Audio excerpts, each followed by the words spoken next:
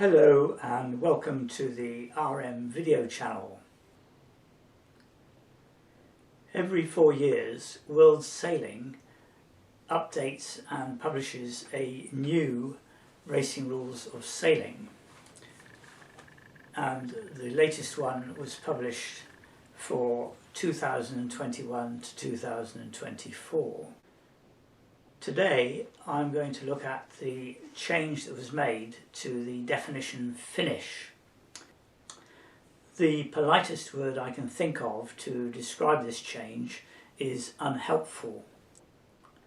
Every year in the intervening period, submissions are made by the various national organisations and are considered at various committees in World Sailing, and then are decided upon at their council meetings.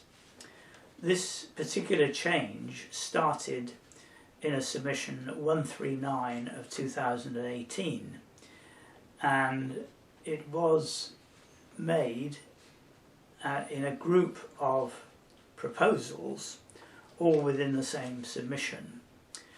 Unfortunately, there is no description or explanation of why this particular change was made. The definition finish in the previous rulebook read that a boat finishes when any part of her hull or crew or equipment in normal position crosses the finishing line from the course side, and then it goes on with some other parts that are not relevant to this. So what this submission proposed was that for the definition finish, a boat finishes when, after starting and sailing the course, any part of her hull crosses the finishing line from the course side, and it then goes on with other bits that are not relevant. This was then amended by submission 129 in 2019 so that the words "and sailing the course" were deleted, and this just left the definition to say that a boat finishes when, after starting, any part of her hull crosses the finishing line. The problem with this is that Rule 28 already says that to sail the race, a boat must start, sail the course and finish. So putting the requirement to start in the definition finish seems to be absolutely pointless. It also causes particular problems for races with large fleets, where if a boat is OCS, they do not want them to go back to start properly.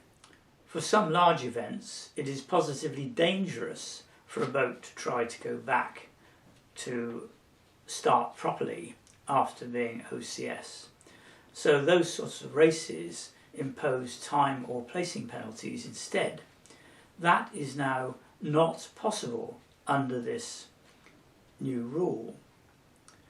It also affects pursuit races, because when you start a pursuit race, each boat starts on a particular time so that the intention is that they all finish together. And so it is quite impractical to signal OCS, which you normally do with the X flag, and to require boats to come back, because you have to be starting other boats or putting up boards and so on to signal that particular minutes are passing. So this has really put the cat among the pigeons as far as some of these races are concerned. It quickly became apparent that there were problems with this new rule, and so World Sailing published a development rule, which is DR 2101, and we will have a look at that a bit later. As part of the package in which this change was made, there are other changes affecting other rules, such as Rule 32 and Rule 35, but I'm not going to deal with those in this video. I will deal with them at a later stage. So the new definition is that a boat finishes when, after starting, any part of her hull crosses the finishing line from the course side. This change looks innocuous enough, and you could be saying, so what? In my view, the definition start, the definition sailing the course, and the definition finish are separate entities which are correlated by Rule 28, which is sailing the race. So if they are correlated in Rule 28, then you can change the effect of these definitions according to the type of race that you are running. But you could still be saying, so what? The main effect of putting the requirement to start in the definition finish, and it must be seriously remembered that a boat that has not started cannot finish. This is the real issue. By making the definition finish include the requirement to start, it makes certain races impossible to run under the racing rules of sailing. To look at the effect of this, we also have to refer to the definition start, and this states that the hull of the boat must have been on the pre-start side of the starting line at or after her starting signal. The implications of this are that an OCS boat has to go back to start properly. We also know that some races do not require boats to go back, and these include, for example, the Round the Island race, around the Isle of Wight, and also pursuit races. These types of race impose a timing or placing penalty instead. That is now not possible under the current racing rules of sailing because of the change to the definition finish. Instead of allowing race organisers to change the effect of these things under Rule 28. And this is because a rule in the general body of the rules can be changed, but a definition cannot. Having a look at Rule 28.1, we see that, amongst other things, it says that a boat shall start, sail the course and then finish. Because this rule can be changed in the sailing instructions, it should mean that races which impose a time or placing penalty instead of requiring a boat to go back should be able to change this rule, but they now cannot do that because of the change to definition finish. So how can a race organiser resolve this issue? One way is to use the World Sailing Development Rule, DR 2101, and this is a test rule, and they want to see how it will work out. So under this development rule, it is possible now to state in the sailing instructions that the definition start is changed, and this is shown on the screen.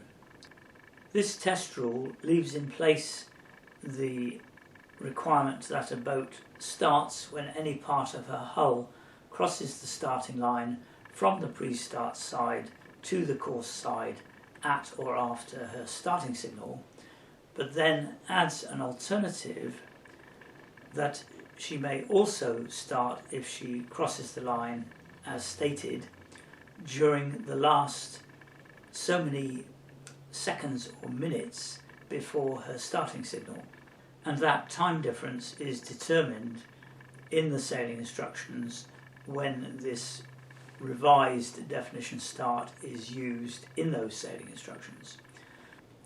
So you could say, for example, that a boat that starts up to 2 minutes before her starting signal has properly started, but anything outside that will be, of course, OCS in the usual way and disqualified. There are 3 pages of notes to this development rule, DR2101, so it does need to be read carefully, as there are a number of other requirements to make it work properly. In the text I have put a link to the test rule DR21-01. I think that the problem with the development rule that World Sailing are suggesting is that it deals with the definition start.